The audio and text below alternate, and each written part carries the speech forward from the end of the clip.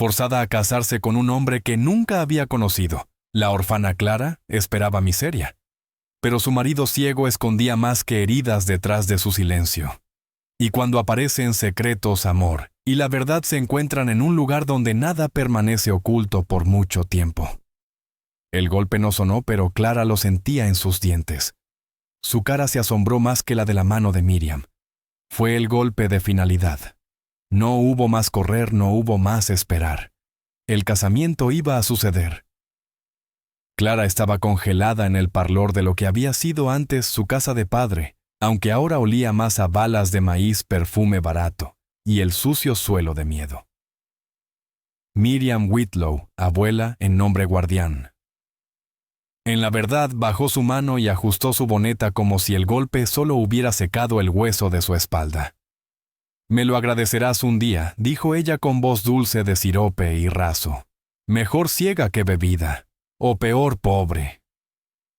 Clara no respondió. No podía. Su cara se cerró de la misma manera que la de la día en que Miriam quemó el portrato de su madre. El día en que encontró la carta de su padre inscrito medio escrito, se rompió en el agua del fuego. La detuvo lo que poco había oscuro. Ahora estaba escondida en la línea de su única ropa presionada cerca de sus brazos, como un segundo sonido de corazón. Afuera el vagón esperaba. Los carros ya se levantaban. El vagón estaba lleno sin su mano en él. Clara miró una vez hacia las escaleras no por escapar, sino por la memoria. Ese tercer paso gruñido, la forma en la que papá le llamaba a su pequeña estrella. Podía casi oírlo ahora contándole sus historias por el fuego.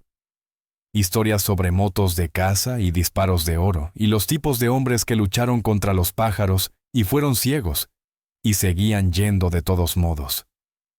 Ese tipo de hombre era un mito. Pero hoy ella estaba casándose con uno. Miriam giró su espalda y aplastó sus manos. «Vendrás quieta y sienta bien. Esto no es un favor, es una transacción». Luego más suave, y pedí que quedara ciego. El viaje fue largo y seco. La hielo se levantó en curlas alrededor de las ruedas seguir las palmas de Clara, como las mentiras que había engañado toda su vida. Se sentó firme al lado de Miriam, silente, pero quemando dentro. Con cada kilómetro se le dijo a sí misma que no lloraría, no por sí misma, no por la casa desapareciendo detrás de ellas. Pero cuando la ciudad se desvaneció también, y la tierra abierta se rompió el cielo, algo dentro de ella se rompió. No lágrimas aún, no solo silencio estirando tan finamente en ella. A la noche la camioneta se levantó una montaña y se aceleró cerca de un piso solitario. Ninguna ciudad, ningunos vecinos, solo una estirada de tierra estirada con grasa bruta y una sola casa estando orgullosa a pesar de los años. No era grande, pero se mantuvo. Un asiento de paquete fuego de la chimenea y al lado de los pasos, un hombre alto y tranquilo con una cadera descansando a su lado. No se levantó, no se movió. Solo se volvió la cabeza como si hubiera escuchado a ellos viniendo de 1.000.000. «Ese es tu marido, Miriam», le díjolo aburriendo. «Tenga calma». Clara bajó lentamente los botones, crujiendo el grano las manos estiradas. El hombre no habló. Llegó a la pared antes de que se moviera, levantando su pecho un poco. «Estás tarde», le dijo. Su voz estaba firme, lento como un río que no necesitaba sonar para recordarte que te podría caer. Estábamos levantados, Miriam juró fácilmente, y la chica espandífica Clara habló. Clara se asombró, el corazón ardiendo. «Hola». Él estaba ahora más alto de lo que esperaba, lenta pero amplia en los brazos. Sus ojos no se encontraban con sus no podían. Estaban dulces nubios fijados en un horizonte que él no podía ver. Su jabón era fuerte, el cabello cortado, las ropas sencillas pero lindas. Este no era un hombre que sobrevivía. Este era un hombre que elegía silencio. «Soy Luis Granger», dijo. «¿Eres Clara?» Ella gritó antes de darme cuenta. «Sí, soy Clara». Él se dirigió hacia la casa. «Entonces, entremos. No hay ceremonia, no hay lector, no hay beso. Solo un papel esperando en la mesa y la imprenta de Luis cerca de su nombre». Miriam no quedó mucho tiempo. Se fue con el sol su bolsa más pesada, y su boca llena de palabras paradas que Clara no escuchó. Todo lo que escuchó fue la puerta cerrando y el lento rasgo de los botes de Luis, mientras se movía por la casa como si conociera cada nudo, cada piso, cada río. No habló mucho, solo le mostró la habitación. Un pequeño salió de la salida y le dijo que el desayuno estaba a la hora. Le dijo no tocar la imprenta en la mesa. Luego se fue de nuevo desapareciendo en su estudio como un hombre acostumbrado a estar sola, para saber qué hacer con la compañía. Clara se sentó en el borde del suelo. El matriz estaba firme. Las paredes estaban vacías. Había una sola ropa en el vestuario, la suya, ahora ella supuso. La miró durante mucho tiempo. Luego abrió la ventana y dejó el aire de noche cortar el calor en su cintura. El próximo mañana, Luis ya estaba afuera cuando se despertó. La encontró separándolo de madera, las manos moviendo en ritmos prácticos, ciego pero seguro. La miró durante mucho tiempo antes de que hablara. ¿Tú planeas solo estar ahí?, le preguntó sin girar. No quería interrumpir. No sonrió, no gritó tampoco. No lo hiciste. Puedo ayudar. ¿Sabes cómo girar una espada? No. Entonces no lo hagas. Le dio el siguiente árbol y lo separó limpio. Clara empezó a mirar a Luis Neal cerca del árbol. No estaba sola. Una segunda figura se movió cerca de él, más pequeña, limpio, tapada en una espada. No estaba sola. Una segunda figura se movió cerca de él en una espada. No estaba sola. Una segunda figura se movió cerca de él, limpio en una espada. No estaba sola. Una segunda figura se movió cerca de él limpio. No estaba sola, no estaba sola. Una segunda figura se movió cerca de él en una espada. No estaba sola. Ella asintió. Él se sentó, sirvió café en 2 tazas de hojalata. Pasó una por la mesa sin tocarla. Esa era mi hermana, dijo. Clara no esperaba la verdad, no tan rápido, no tan abiertamente. ¿Vive aquí?, preguntó. No exactamente, tomó un sorbo lento. No se lleva bien con la gente, ya no. Clara esperó, pero él no dio más explicaciones. ¿Y el chico Eben? La mandíbula de Luis se tensó. Eben no es mío, no es de sangre, pero era suyo, es suyo. El corazón de Clara se encogió. Tú los estás criando. No, dijo Luis en voz baja. Yo los mantengo a salvo. Se quedaron sentados en silencio un rato, con el café entre ellos, las palabras colgando como una cuerda gruesa. Finalmente, Clara preguntó: ¿por qué mentir? ¿Por qué ocultar todo esto? Luis se echó hacia atrás. Sus ojos no parpadearon, pero Clara podía sentirlos buscándola de todos modos. Porque la gente arruina lo que no entiende, dijo. Porque los hombres con libros de contabilidad y títulos, y botas lustradas por manos ajenas, no preguntan por qué una mujer deja de hablar, ni por qué un niño se estremece al oír el sonido de una puerta. Hizo una pausa. Simplemente toman. Clara bajó la vista hacia su taza. Temblaba ligeramente en sus manos. ¿Es eso lo que hacía Miriam?, preguntó con la voz más baja. Tomó lo que pudo, dijo Luis. Y cuando no pudo más, vendió el resto. Eso fue todo lo que dijo antes de ponerse de pie de nuevo con su bastón, golpeando ligeramente las tablas del suelo. Volverá, dijo por encima del hombro. Siempre lo hace. Deberías estar lista.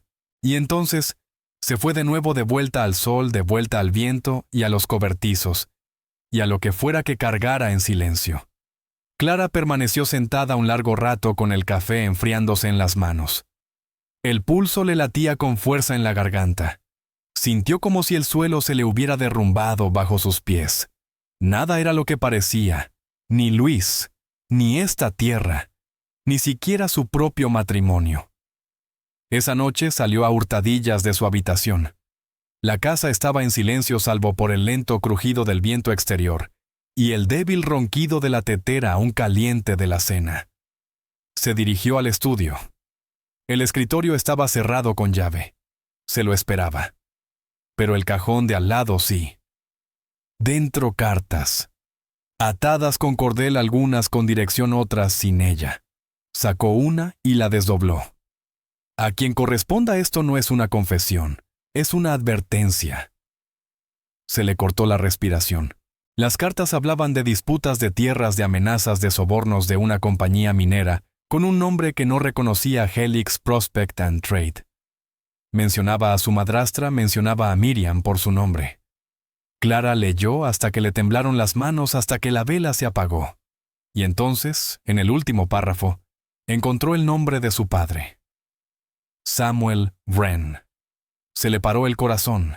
Él había escrito esto. Él había advertido a Luis. Él había advertido a ella. Pasos detrás de ella. Hizo girar a Luis. Sin bastón esta vez. Solo él. De pie quieto como una piedra en el umbral con los brazos cruzados. «¿Lo leíste?», dijo. Clara asintió con los labios secos. Mi padre intentó detenerla. «Fracasó», dijo Luis. Clara sintió que algo en lo más profundo de su ser se desmoronaba. «¿Pero por qué no me lo dices?», preguntó. «¿Por qué mantenerme en la oscuridad?». Luis dio un paso adelante, su rostro ensombrecido por la luz de las velas. «Porque el dolor vuelve a la gente estúpida», dijo. «Y he estado de duelo mucho tiempo». Su voz se quebró entonces, solo un pelo lo suficiente para romper el filo de hierro. Clara se quedó paralizada, atrapada entre la furia y la comprensión. «Quiero la verdad», dijo ella. «Tienes la mayor parte», respondió él. «Eso no es suficiente». Miró hacia la ventana. Nunca lo es. A la mañana siguiente, Miriam regresó. Su llegada no fue ruidosa, fue peor, silenciosa, calculada. Llegó sola esta vez, montada en una yegua elegante, con una sonrisa estampada en su rostro pintado. Clara la vio desde la ventana y salió con los puños apretados. Miriam desmontó con una gracia fácil que desmentía el veneno en su boca. «Te ha ido bien», dijo mientras los ojos escudriñaban la casa. «Mantuviste al hombre con vida, lo mantuviste alimentado. Y supongo que ya has echado un vistazo al libro de cuentas». Clara no respondió. La sonrisa de Miriam se afiló. «No seas presumida, querida. No eres lista, solo tienes suerte». «¿Qué quieres?», preguntó Clara. «Vine por lo que es mío», dijo Miriam. «No creerás que me casé con tu padre por amor, ¿verdad? Me casé con él por esa tierra. Y cuando se ablandó al dejarla a tu nombre, hice lo que tenía que hacer». A Clara se le heló la sangre. «Hiciste que lo mataran». Miriam no se inmutó. «Moví las piezas, eso es todo. Pero no fui yo quien dio el golpe. Eso es importante en un tribunal, querida. Intención versus acción». Luis estaba detrás de ellos ahora en silencio hasta entonces. «Vete», dijo. Miriam se giró lentamente. «Oh», habla el marido ciego. «He dicho que te vayas». Miriam miró de Clara a Luis, luego sonrió. «Nunca lo conservarás. Esa tierra, el dinero, los derechos mineros, todo se te escapará de entre los dedos. Me aseguraré de ello». «Ya lo intentaste», dijo Luis, «y fallaste». Algo brilló en los ojos de Miriam. Miedo o furia, Clara no lo supo. Pero se dio la vuelta, montó en su caballo y se marchó sin decir nada más. Cuando se fue, Clara se volvió hacia Luis. «¿Es cierto lo de mi padre?», Luis no respondió. «Por favor», suplicó. «Necesito saberlo». Él asintió lentamente. «Sí le pagó a alguien. Y cuando tu padre se negó a vender los derechos, desapareció. El sheriff lo llamó un robo. Nunca lo creí». Clara tragó saliva con dificultad. El peso del dolor se apoderó de ella como nieve sobre ramas quebradizas. «Volverá», susurró Clara. Luis asintió, y la próxima vez no vendrá sola. Esa noche, Eben fue a su habitación. Llamó suavemente con los ojos muy abiertos a la luz de la lámpara. «Está ahí fuera», susurró junto a la valla. Clara se incorporó de golpe. «¿Quién?», la mujer del chal. Clara parpadeó, la hermana de Luis. Eben asintió, está llorando. Clara se puso las botas y lo siguió a través del frío. Al otro lado del campo, cerca de la cerca exterior, la mujer se quedó mirando fijamente los árboles. Clara la llamó suavemente, «Señorita». La mujer se giró y gritó. No era fuerte, no era humano. un sonido gutural de terror. Y entonces, Clara comprendió por qué. Había alguien más tras los árboles, observando. Un destello de movimiento, el cañón de un rifle reflejando la luz de la luna. Empujó al chico al suelo, y un disparo rasgó el aire. El disparo resonó en las colinas como un trueno. Clara no pensó. Derribó a Eben con fuerza al suelo, protegiéndolo con su cuerpo, con el corazón latiendo tan fuerte que apenas podía oír nada más. La mujer del chal volvió a gritar, aunque el sonido había cambiado ahora más sobresaltado que primario, como si la hubiera devuelto a sí misma. Clara se arriesgó a mirar hacia arriba. Nada. Los árboles permanecían en silencio. Ningún segundo disparo. Ningún caballo huyendo en la noche. Solo el silencio que sigue a la violencia, tenso, expectante, inacabado. Eben temblaba bajo ella. Unas pequeñas manos se apretaron contra sus ojos. Lo abrazó con más fuerza sin saber a quién consolaba más, si a él o a sí misma. Tras ellos, se oía el golpeteo de botas. Luis no hacía preguntas, no gritaba. Solo se movía rápido y agachado, con el bastón olvidado en algún sitio y la mano extendida. Clara lo agarró y arrastró a Eben hacia arriba. El rostro de Luis estaba rígido, indescifrable. El blanco lechoso de sus ojos se movía en una quietud antinatural, como si intentara localizar algo que ya no podía ver. «Dentro», dijo con los dientes apretados. Corrieron. Una vez dentro, Luis echó el cerrojo. El sonido resonó como un martillo sobre piedra. No se movió del umbral, solo se quedó quieto escuchando.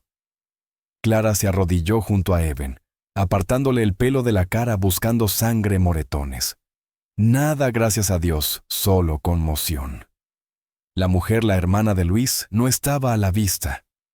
Clara no supo cuándo había desaparecido, pero la puerta que había usado permanecía entreabierta, con el viento azotándola como una advertencia. Luis no habló, hasta que la tetera empezó a silbar en la estufa, medio olvidada y estridente en el silencio. «No debería haber salido», dijo al fin. «Le dije que no lo hiciera». «¿Quién era?», preguntó Clara. «¿Lo viste?» No, su voz era sombría, pero conozco el sonido de ese rifle. Clara lo miró fijamente, helada. «¿Crees que era Miriam?» «Ella no dispara armas», dijo, «pero contrata hombres que sí lo hacen». Durmieron por turnos esa noche, o lo intentaron. Clara dormitó erguida en la cocina con un rifle en el regazo. Cada sonido del exterior la hacía estremecer. Eben dormía junto a la estufa, envuelto en una manta tan apretada que parecía más un bulto de tela que un niño. Luis no durmió en absoluto. Podía oírlo caminar de un lado a otro, lento y deliberado. La casa gemía con cada cambio de viento. Sentía como si las paredes se cerraran, como si el tiempo mismo contuviera la respiración. La mañana no trajo paz. Trajo una carta. Clavado en la puerta del granero con un cuchillo de caza. Clara lo encontró primero. Le temblaban las manos al arrancarlo. El papel estaba rígido y salpicado de sangre. No era fresco, no era humano, pero sí tan rojo que le revolvía el estómago. La nota era breve. «Devuelve lo que no es tuyo, antes de que la siguiente bala dé algo que no sangre nombre ni firma». Pero la intención se transmitía a través de cada trazo de tinta. Se lo llevó a Luis, quien lo leyó en silencio al tacto, sus dedos pasando fantasmas por las ranuras, que no se había dado cuenta de que estaban allí. Braille murmuró. «Querían que lo leera». Clara parpadeó. «Entonces saben de tu vista, saben suficiente», dijo con miedo. Quería gritarle al mundo, a Miriam. A sí misma se había casado con este hombre bajo falsas pretensiones traídas a su vida por una mentira, y ahora estaba hundida hasta las rodillas en algo vasto y peligroso. Pero a pesar de todo eso, sintió algo que no esperaba: resolución, no miedo, no impotencia. Una marea creciente dentro de su pecho. Ya era suficiente. No podemos esperar a que vengan otra vez. Dijo Clara que tenemos que llevarles la lucha. Luis no sonrió, pero algo parpadeó detrás de su expresión. «¿Quieres pelear? Yo quiero sobrevivir», asintió una vez. Luego tendremos que ir a la ciudad, Clara. Dudo de la ciudad a la oficina de terrenos al banco, al único lugar al que Miriam teme. ¿Qué es eso, papelería? Ella no entendió hasta mucho después lo que quiso decir, pero para mediodía ya estaban empaquetados. Luis cabalgó con una intensidad silenciosa. Evan se sueltó entre ellos en el flanco del caballo. El niño. Apenas hablaba todavía conmocionado. Llegaron al pueblo al anochecer. El aire estaba denso de polvo y sospecha. Los ojos lo siguieron desde los porches, desde las ventanas. Algunos reconocieron a Luis, la mayoría no algunos. Susurraron: un hombre escupió. Pero nadie se atrevió a detenerlos. Primero fueron a la oficina de tierras. Luis manejó el habla, su voz firme y despojada de toda suavidad. Quiero copias de cada escritura archivada bajo el nombre de Wren. Todas las parcelas. Todos los minerales derechos. El secretario parpadeó. Estamos cerrados. Luis se inclinó ligeramente hacia adelante. No, no lo es el hombre. Desapareció hacia atrás. 15 minutos después, Luis sostuvo los papeles. Clara lo observó tocar la tinta con dedos cuidadosos, memorizando cada número luego. El banco no entraron, solo observaron. Esperaron hasta que Clara lo vio. Harlan Peake, el abogado de Miriam. Un hombre comadrejilla con ojos agudos y botas más suaves, los pasó sin darse cuenta. Clara se acercó a Luis. Es él. Susurró: él maneja sus sobornos entonces. ¿Será el primero en caer?, dijo Luis. Solo necesitamos su firma. El siguiente movimiento fue más atrevido de lo que Clara esperaba. Forjaron una vela. Luis sabía los números, los límites. La tinta que se necesitaba para que la transferencia parece real. Hizo una escritura que hace parecer que el terreno había sido vendido. No a Luis, no a Clara, sino a un tercero, alguien neutral, alguien invisible. Luis había sido esto antes. Eso fue muy claro. Dejaron los papeles en la bocina y luego esperaron. 3 días pasaron. Clara sentía a cada una como una espada. Evan Barely hablaba a la mujer en la bandilla. Quedó observada Luis. Se volvió más silencio a la hora. Hasta el fuerzo llegó a la noche un brillo en la ruta sur. Clara la vio. En primer lucididad pensó que era una noche de sol, hasta que el sentimiento la mató. Sombra no. Arquillo Oil, Luis. Sonrió del cuerpo. Antes de acabar de gritar, corrieron juntos. Evan batiendo a su mano, el archífero bauzando en su cara, el fiel de Sud, el güedo, las fencas. La banda perdido, engoltado y además del fuerzo silueteado en fuerza Miriam. Clara se detuvo corto. Su respiración se atrapó. Miriam no huyó, no corrió. Estaba allí con un arco sobre su boca, ojos brillando como si estuviera viendo algo completamente quemado. Luis pasó adelante. No lo vas a tener nunca, dijo ella. Ni siquiera lo puedes ver. Vas a ir a la cárcel por esto, gritó Clara. Lo haré, rió Miriam, porque todo lo que veo son espaldas quemando su propio campo por pena. Clara levantó el arma. Sus manos no se movían. Tráeme, dijo ella. Miriam miró a ella, entonces realmente miró, y algo pasó entre ellas. No la reconocimiento, no la miedo, algo más frío. Final. Como si Miriam hubiera finalmente aceptado que Clara no era más la chica que rompió las paredes y pidió amabilidad. Nunca debería haberte dejado vivir, Miriam, dijo suavemente. Y luego se volvió. Se fue. Desapareció en la oscuridad. Llamas quemando sus espaldas. Salvaron lo que pudieron. A la mañana la mitad del campo estaba en agua. El resto se sopó y se oscuró. Luis estaba en medio de la ruina, silencioso como la cárcel. Evan detrás de él, ojos rojos de fuego. Clara sostuvo el arma. No la podía poner abajo. «Vendrá de nuevo», gritó Evan. «Sí», dijo Luis. Pero la próxima vez, agregó Clara y dijo, «Estaremos listos». No vieron al corredor hasta la oscuridad, a la mitad del campo. La oscuridad se movió detrás de su carro como fuego. Clara pasó adelante protegiendo a Eben de nuevo por instinto. El hombre corrió duro, se agarró con fuerza alto con una cabeza bajada y una estrella apuntada a su vestido. El jefe Luis gritó. El hombre se desmontó. Tú, Granger, yo soy tú, Clara Wren. Sí, dijo con la voz cerrada. Llegó a su vestido. Clara se agarró, pero agarró una carta en lugar foliada cerrada con agua. Esto vino de Santa Fe. El correador la dejó en mi oficina por error. Clara la tomó. Sus manos se movieron cuando rompió la cerradura.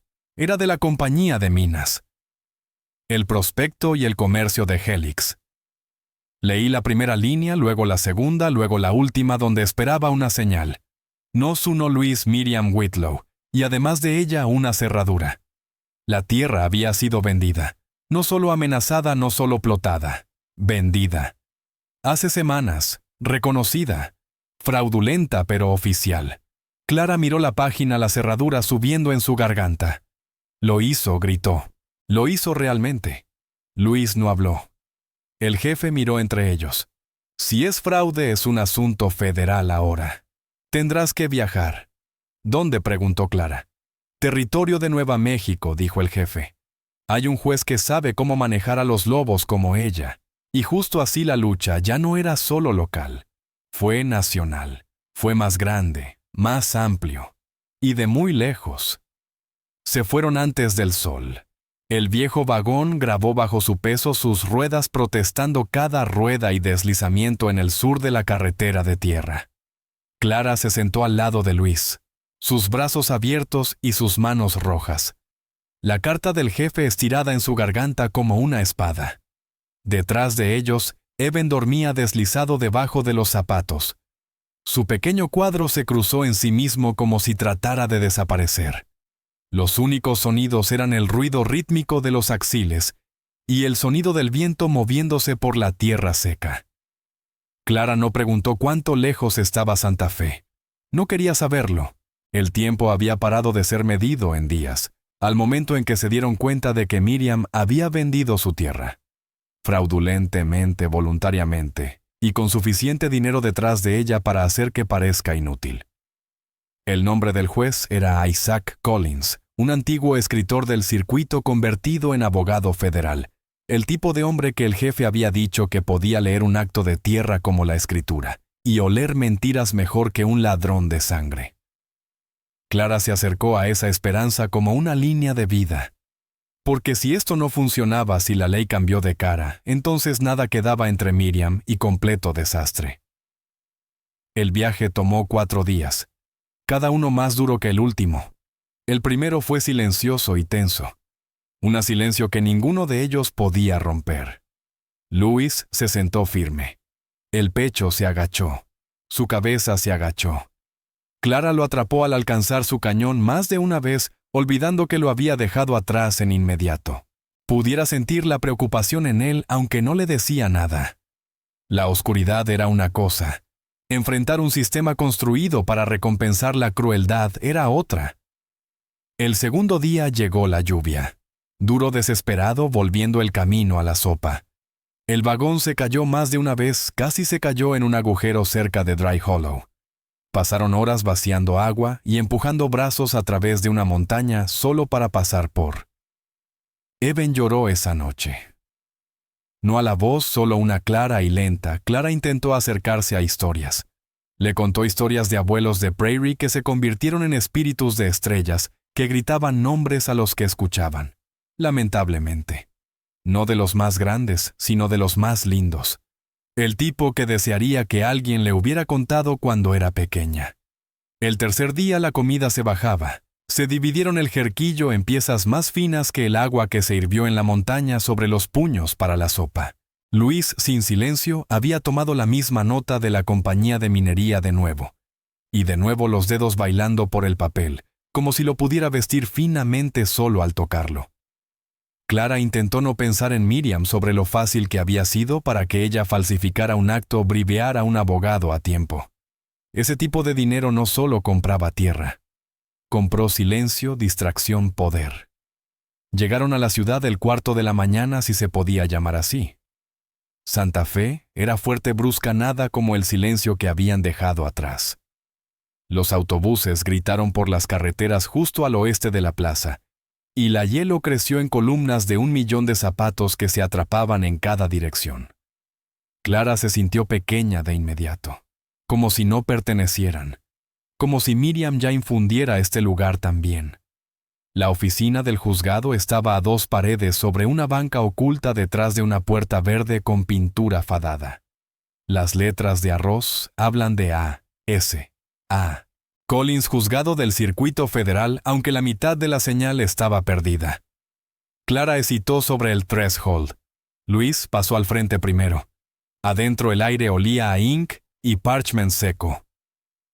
Un abogado joven desinteresado se miró sin mirar. Aportación no clara, dijo. ¿Emergencia? El hombre levantó un brazo. Está en sesión. Luego lo interrumpió. Se siguió un silencio. Clara no se miró. Minutos después, se acercaron a un cuarto que se sintió más como una biblioteca que un cuarto de justicia. El juzgado se sentó en una larga mesa cubierta de escritos y paredes, espectáculos cerrados en su nariz, cabellos negros atascados en su vestido. No se miró de inmediato. Cuando lo hizo, la respiración de Clara se atrapó, porque no se veía como un hombre derrotado por la ley.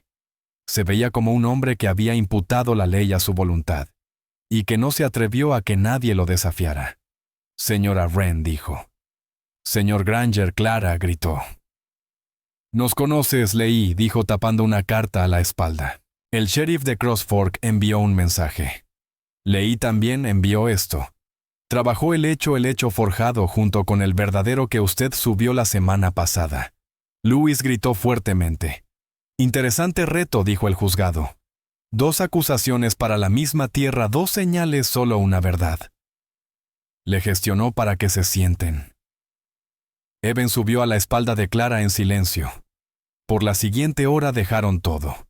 El casamiento, la abuela, las amenazas. El tirón, el fuego. Clara habló con la urgencia de alguien que sabía que el tiempo estaba corto. Luis agregó lo que podía a medida breve. El juzgado no interrumpió una vez. Simplemente escribió lentamente, metódicamente. Cuando terminaron se quedó. Leí, subo una suma, dijo.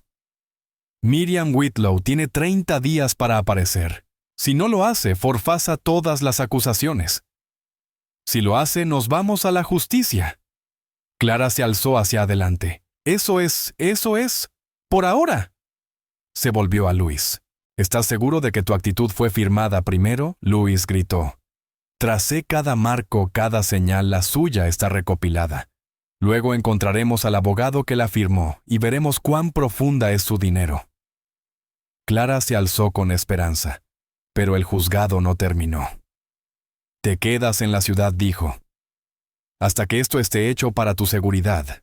No podemos pagar para tu seguridad. No podemos pagar para tu seguridad. Para tu seguridad. Para su seguridad. No podemos pagar para tu seguridad, para tu seguridad. Para tu seguridad. Ella está dentro de Deraje, todos los diálogos y la actualidad. Y la realidad es que está en la mala cruz.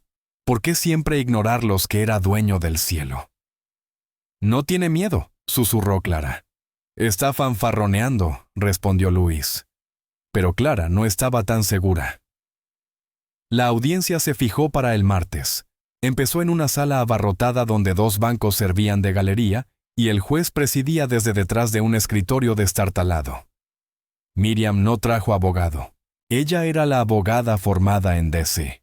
Le recordó al tribunal con una sonrisa burlona. Clara se sentó frente a ella con las manos apretadas refluyendo a su lado. El juez Collins empezó con un estallido. Señora Whitlow se le acusa de falsificar registros federales, de tierras, de sobornar a un funcionario público y de confiscación ilegal de bienes mediante transferencia fraudulenta. Miriam sonrió como si estuviera pidiendo té. Son muchas palabras grandes, su señoría. Tendrá tiempo de aprenderlas, dijo. Y la sala rió entre dientes. Clara no estaba segura de qué esperar. Pensó que Miriam lo negaría todo. Pero no lo hizo. lo admitió. Sí había firmado la escritura. Sí le había pagado al secretario.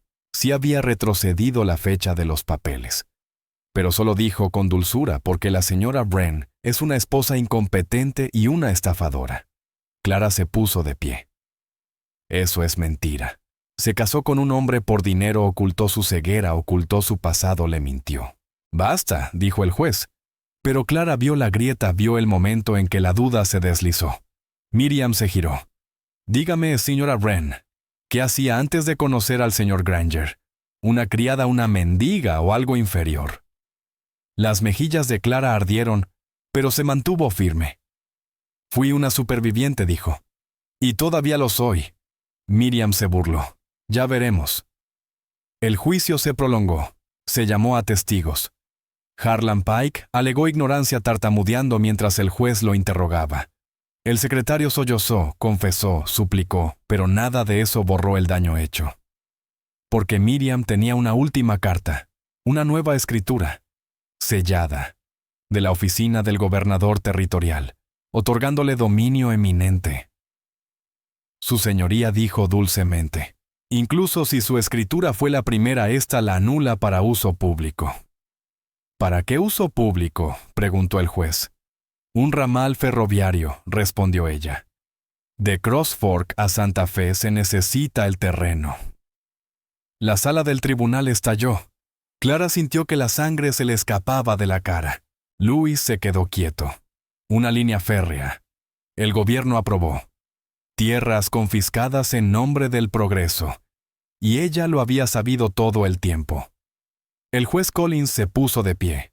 La corte se aplaza hasta nuevo aviso. Y así ya no se trataba de la verdad. Se trataba de quién podía gritar más fuerte al vacío. El sello del gobernador estaba fresco, imposiblemente fresco. Clara miró el pergamino como si fuera a incendiarse bajo su mirada. Estaba nítido, sin manchas, aún con un ligero aroma a tinta. Louis, sentado rígidamente junto a ella en la habitación alquilada de la pensión, no habló. No tenía por qué hacerlo. Ese sello significaba que la tierra ya no era suya, algo que un juez ya no podía conceder ni revocar. Ahora era propiedad del territorio. Uso público. Un ramal ferroviario. Progreso. Pero Clara no creía en las coincidencias, y no creyó ni por un segundo que Miriam Whitlow hubiera conseguido semejante encargo en una semana. No sin contactos, no sin sobornos o algo peor. La línea férrea no era real, todavía no. Pero el papel sí.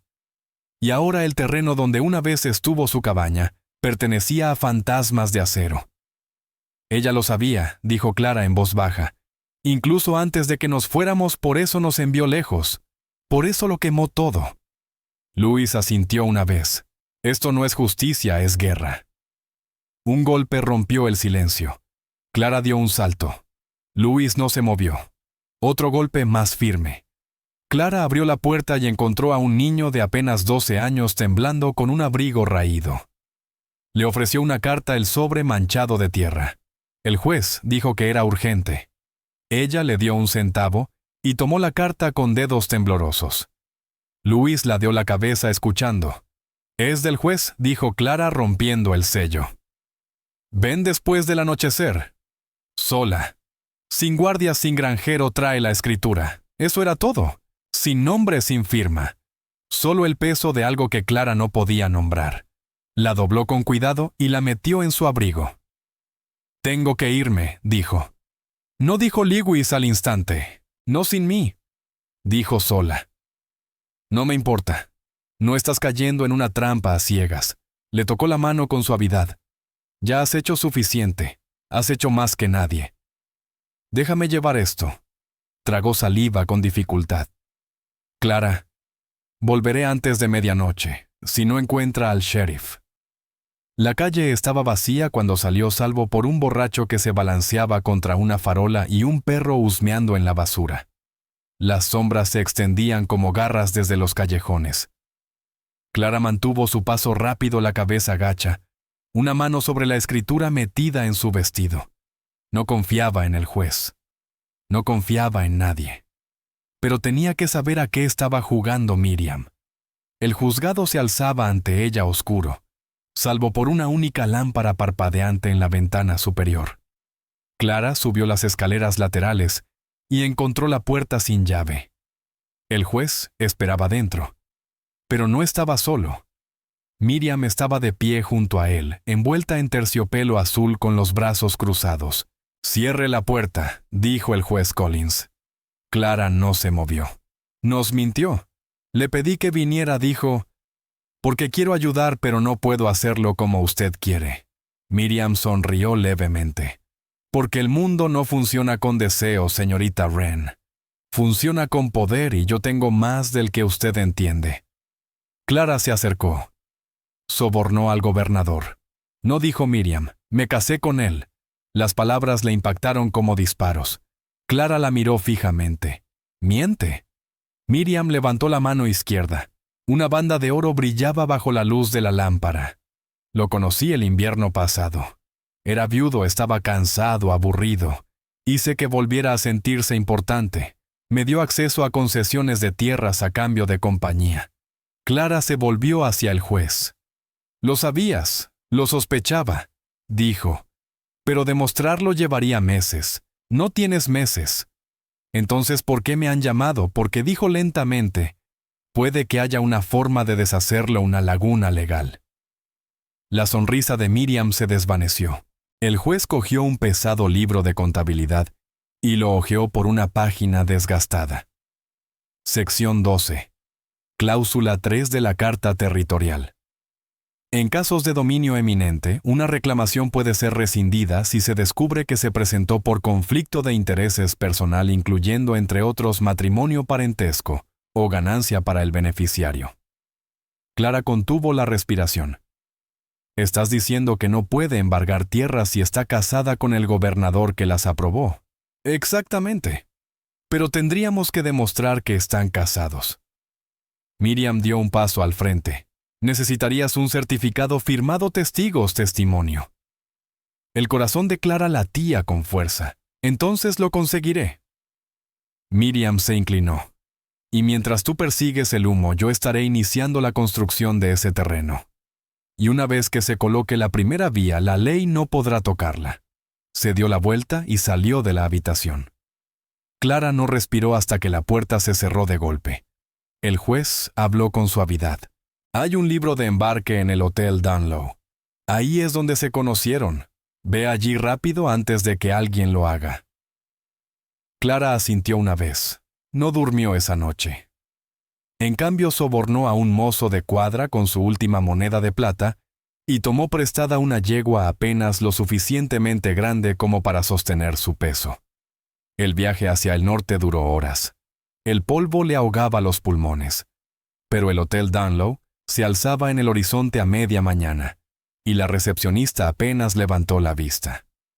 «Busco libros de embarque antiguos», dijo Clara de enero. La mujer entrecerró los ojos. «No se los mostramos a desconocidos». Clara dejó $1 arrugado en el mostrador. «Entonces, soy de la familia». 5 minutos después, sostenía el libro de embarque en sus manos. Y allí estaba. Habitación 3B, Miriam Whitlow, invitada del gobernador Eli Ransom. 4 noches, 2 testigos, la firma de un ministro.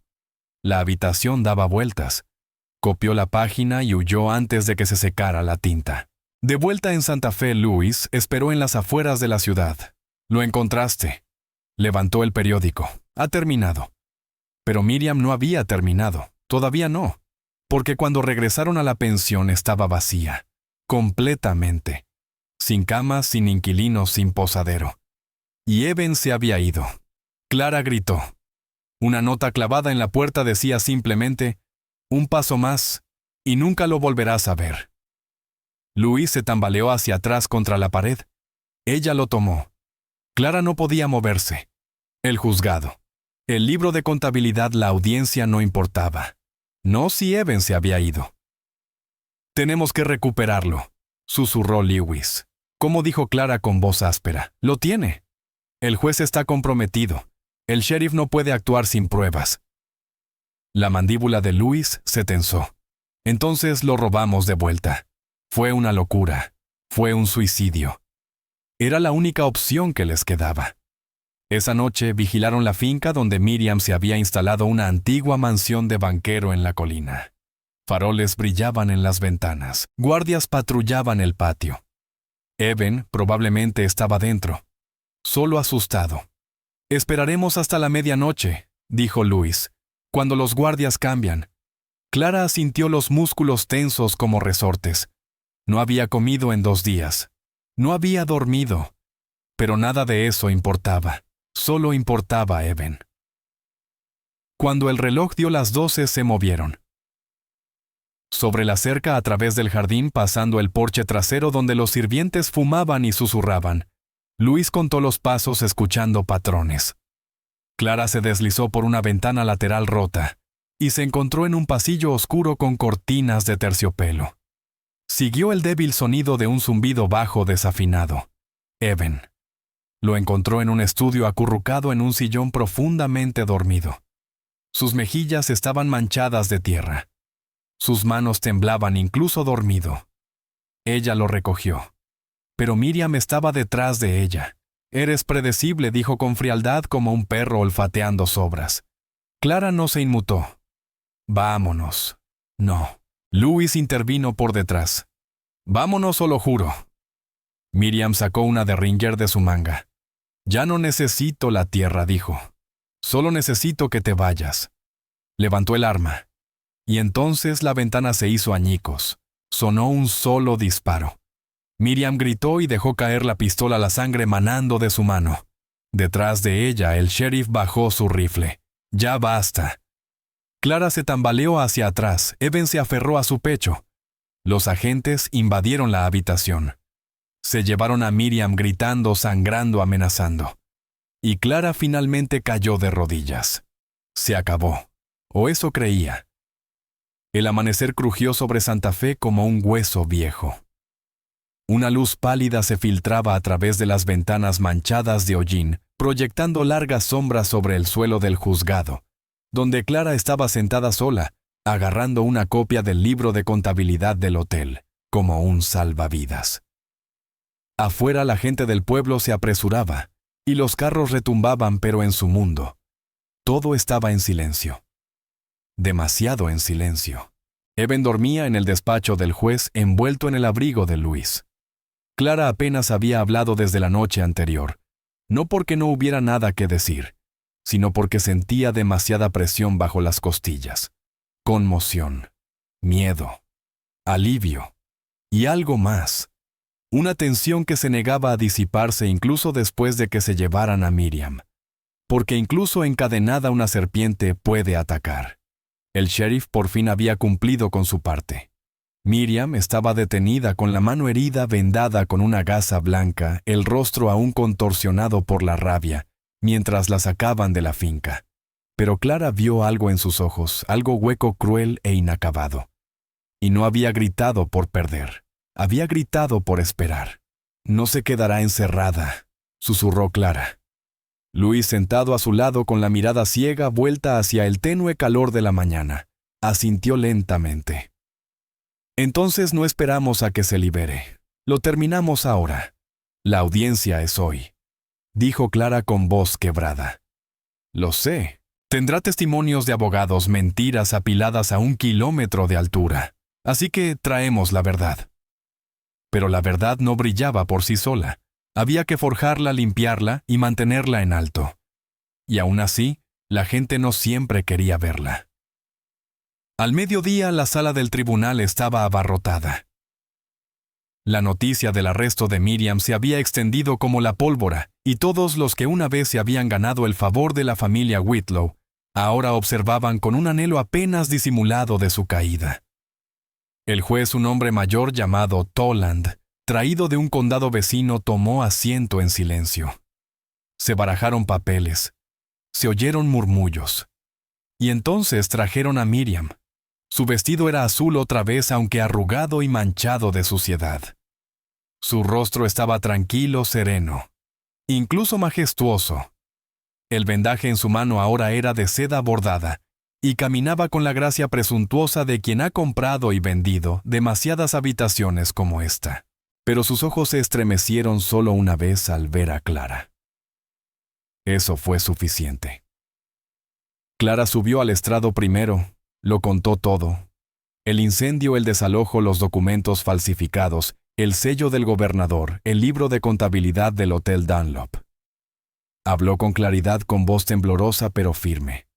Se casó con el gobernador para robar tierras, terminó Clara. No por amor ni por familia, sino por poder. Miriam sonrió levemente desde su asiento. Louis fue el siguiente. Se levantó lentamente, guiado por un ayudante, y se irguió ante el tribunal. No puedo ver sus caras, dijo. Pero he visto las consecuencias de lo que hizo esa mujer. He estado entre las cenizas de los hogares que quemó.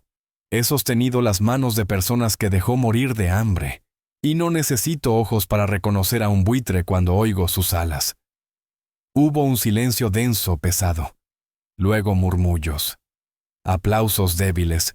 Y tentativos recorrieron la galería antes de que el juez los silenciara de un solo golpe de mazo. La fiscalía presentó el libro de cuentas, luego el certificado de matrimonio, luego una carta del ministro. Uno a uno los ladrillos fueron retirados de la cuidadosamente construida torre de influencia de Miriam. Aún así, ella permaneció en silencio. Hasta que subió al estrado. Se equivoca, dijo simplemente. Me casé con Eli Ransom porque lo amaba y porque él me amaba. La tierra era un regalo, no una parcela, y si el gobernador me la dio, ¿qué ley dice que debo rechazarlo? El tribunal se conmovió. Perdí a un hijo una vez, dijo Miriam con los ojos brillantes. Un niño hace años, y cuando conocí a Eben, vi algo en él, algo amable. Intenté darle lo que había perdido. Intenté ayudar a Clara, pero me odió por ello. Me lo arrebató, le susurró Clara a Luis, y ahora lo está convirtiendo en una tragedia. Luis se tensó con los puños apretados en su regazo. Está tocando cada nota. Pero no había terminado, porque cuando el juez pidió las declaraciones finales, Miriam se levantó de nuevo sin ser invitada. Tengo un último documento que presentar, dijo con la voz clara. El alguacil se acercó. Miriam le entregó una hoja doblada sellada con lacre. Clara sintió que se le encogía el estómago. El juez la abrió. ¿Lee? Hizo una pausa. Luego frunció el ceño. Explica esto, dijo. Es el testamento del gobernador, dijo Miriam. Firmado antes de su fallecimiento hace 2 semanas. Me lo dejó todo, incluyendo la jurisdicción sobre la tierra que estás debatiendo. Eso incluye los derechos territoriales. El matrimonio lo legaliza. Su muerte lo hace permanente. Jadeos. La sala del tribunal se tambaleó. Imposible, dijo Clara. Estuvo vivo el mes pasado. Miriam la miró como un gato jugando con un pájaro. Murió silenciosamente mientras dormía y el testamento fue notariado en Santa Fe. Todo es legal. El juez examinó el papel. Esto coincide con el sello. Pero eso es fraude. Clara se levantó temblando. Lo hiciste matar. ¿Tienes pruebas? Dijo Miriam con dulzura. La sala se volvió toda miradas. Clara no pudo hablar, porque no las tenía. El juez suspiró. Entonces no tengo más remedio que hacerlo. La puerta se abrió de golpe. Un joven entró tambaleándose, magullado y jadeante, con la cara manchada de tierra. Su ropa llevaba el escudo de la casa del gobernador. «¡Espere!», gritó. El juez se quedó paralizado. «¿Quién es usted, Thomas Donnelly?», jadeó el hombre. «El ayuda de cámara del gobernador. Estuve con él en Carson. Estuvo presente en el momento de la muerte. No dijo Thomas porque no está muerto». La sala se quedó en silencio. «Está vivo», dijo Thomas. «Se fue a México». Miriam intentó sobornarme para que dijera que había muerto. Redactó el testamento ella misma, pagó a un falsificador en Albuquerque. Miriam se abalanzó, pero el sheriff la sujetó de los brazos antes de que llegara al niño. «Mentiroso», gritó. «Pequeña serpiente». Thomas se estremeció, pero se mantuvo firme. «Intentaste matarlo, pero escapó y me envió aquí para detenerte». El juez se puso de pie. «Suspendan la audiencia», ladró. Miriam Whitlow está arrestada por intento de asesinato, fraude y perjurio. Miriam luchó como una posesa, pateó, escupió, maldijo, pero había terminado. Esta vez, de verdad. Y cuando cayó el mazo, Clara por fin pudo respirar. Pasó una semana antes de que el polvo comenzara a asentarse. El gobernador regresó debilitado pero muy vivo. Su testimonio enterró lo que quedaba del poder de Miriam. Y la tierra. La tierra de Clara fue restituida por orden judicial. Pero Clara no regresó a las ruinas. Todavía no. Ella y Luis estaban sentados en una habitación tranquila a las afueras del pueblo, viendo a Eben jugar con un caballo de madera tallada que le había regalado un vecino. «No pensé que ganaríamos», dijo Clara en voz baja. «No dejaste de luchar». Miró a Luis. Su rostro estaba tranquilo, su postura relajada, pero había algo detrás ahora, algo asentado. No paz todavía no, pero el principio de ella.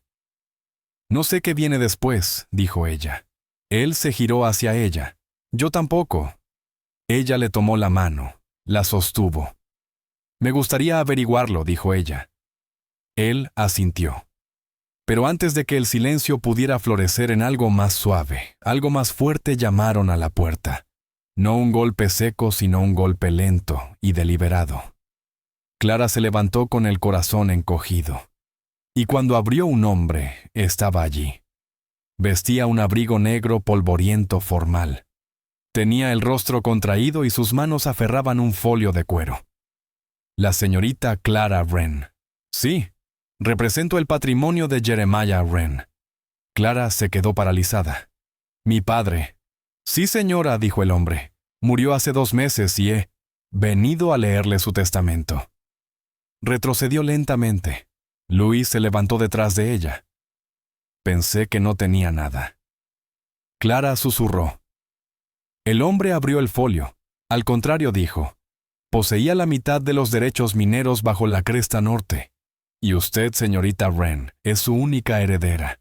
El mundo se inclinó. Luis dio un paso al frente. Esa tierra vale casi $200,000. Clara se quedó mirando. Porque la cresta era suya. Y en algún lugar allá afuera otra batalla comenzaba. La tormenta azotó justo después del anochecer. Lo que comenzó como un remolino de polvo, se convirtió en una tempestad que aulló sobre la cresta, y se estrelló contra las cabañas mineras improvisadas, como una furia desatada. Clara abrazó a Eben en el sótano mientras el viento agrietaba las vigas de arriba. Luis, medio inconsciente por la pérdida de sangre, yacía junto a ellos respirando con dificultad. La herida de bala no lo había matado, pero la fiebre estaba subiendo. Afuera los hombres de Cain Larrabee avanzaban a través de la tormenta con linternas brillando como ojos furiosos. El fuego no había quebrantado su voluntad, solo los había desesperado. Se decía que Caín había huido de la orden del sheriff y había regresado a la cresta con un último movimiento por hacer. Cuando pasó la tormenta, Clara emergió y encontró la cabaña casi destrozada y la entrada de la mina saboteada. La roca estalló hacia adentro, atrapando a los 3 últimos trabajadores que aún quedaban dentro. Apenas tuvo tiempo de reaccionar cuando una voz la llamó. Caín estaba de pie al borde de la cresta, pistola en mano, la ropa empapada, con la mirada de un loco. «Terminamos con esto ahora», dijo. «Me robaste lo que era mío». Clara no respondió. Levantó el viejo rifle que Luis había limpiado semanas atrás, no para cazar, sino por si acaso. Se rodearon como fantasmas. Cuando Caín se abalanzó, Clara disparó. La bala no lo mató, pero lo derribó rodando hacia atrás por las rocas heladas. Apenas con vida y finalmente arrestado. La ley llegó por la mañana. Luis fue trasladado a la cabaña del médico, aferrándose a duras penas. Clara firmó una declaración jurada, pero la justicia en el oeste no siempre significaba seguridad. Más tarde esa semana llegó un sobre. Amenazas legales, los hombres de Caín, presentando cargos, y una exigencia de renunciar a la reclamación o enfrentarse a una nueva guerra en los tribunales. Clara se quedó de pie junto a los documentos de la escritura con las manos temblorosas, no de miedo, sino de furia. Quieren una guerra, susurró. Entonces les mostraré lo que he aprendido. Se giró hacia el fuego. Tenía una última jugada que hacer, y ardería más limpia que cualquier bala. La nieve caía suave y lenta sobre la finca de los Wren. La tormenta ya había quedado atrás. Clara amasaba en la mesa de la cocina mientras Eben alineaba a 10 soldados. Su risa llenaba el espacio como música. Luis, más sereno, ahora cruzó la puerta con nieve en las botas y un contrato en la mano. Hecho está, dijo. La compañía ferroviaria firmó $70,000 por adelantado. Clara arqueó una ceja así de rápido. Quieren la cresta antes de la primavera y quieren que les aconseje sobre la ruta. Me sonrió con suficiencia. Si ganaste a Caín la Rabí, quieren ganadores. Por primera vez en semanas, Clara sonrió sin esperar. Esa noche, mientras tomábamos té y a la luz del fuego, Luis volvió a hablar, y hoy recibió una carta del juez Harrell. Clara se puso rígida. Caín. No murió ahora, presenta cargos, dice que interferimos en los negocios. Apretó la mandíbula, pero Luis levantó una mano. Ofrece un acuerdo sin dinero, solo una participación minoritaria. Su silencio lo decía todo. Tú decides, añadió Luis. Pero yo digo que terminemos esto en nuestros términos. Ella asintió lentamente. No tiene voto ni acceso, solo su parte en silencio. Una semana después se firmó el trato. Caín, cojeando y amargado, desapareció de Santa Fe. La cordillera prosperó. Las vías del tren se extendieron. Clara gestionó la reclamación con pulso firme y un férreo sentido de la justicia, contratando mujeres, veteranos, niños olvidados. Su nombre se convirtió en algo que la gente susurraba con respeto.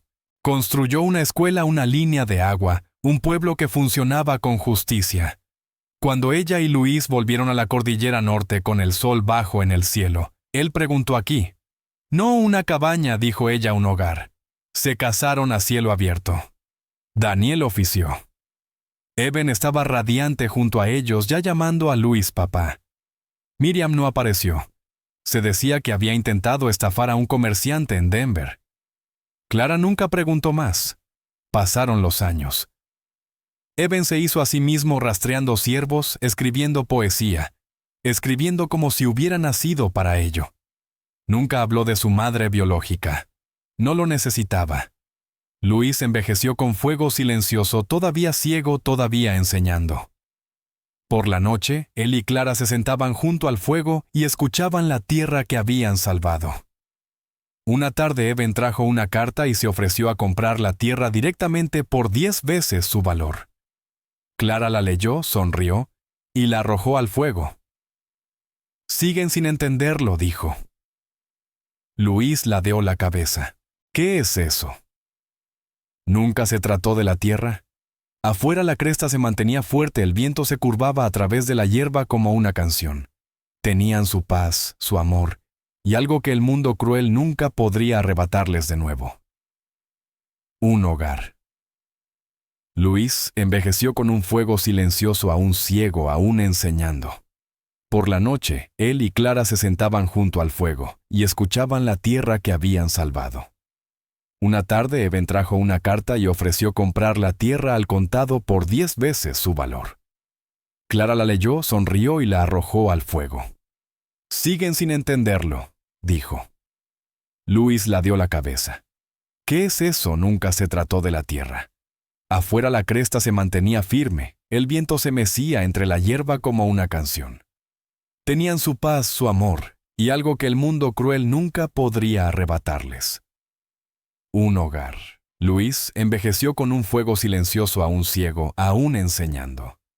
Por la noche, él y Clara se sentaban junto al fuego y escuchaban la tierra que habían salvado. Una tarde, Eben trajo una carta y ofreció comprar la tierra al contado por 10 veces su valor. Clara la leyó, sonrió y la arrojó al fuego. Siguen sin entenderlo, dijo. Luis ladeó la cabeza. ¿Qué es eso? Nunca se trató de la tierra. Afuera la cresta se mantenía firme. El viento se mecía entre la hierba como una canción. Tenían su paz, su amor, y algo que el mundo cruel nunca podría arrebatarles: un hogar.